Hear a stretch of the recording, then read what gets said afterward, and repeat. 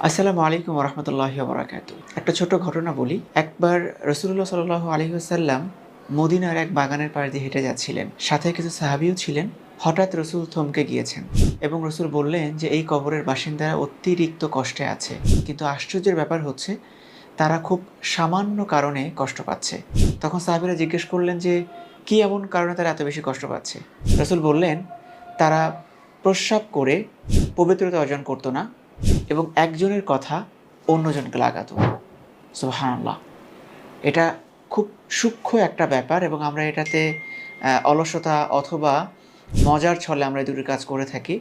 কিন্তু এটার জন্য যে কবরে কত বড় একটা শাস্তি আমাদের হবে এবং শুধুমাত্র শাস্তির ব্যাপারটাও না, ইহকালীন জীবনে আমাদের কিন্তু সামাজিকভাবেও আমরা খুব ঘৃণার পাত্র হয়ে যাই যারা জিনিসটা বুঝতে পারে। তাই এই দুটো জিনিস থেকে আমাদের বেঁচে থাকা উচিত।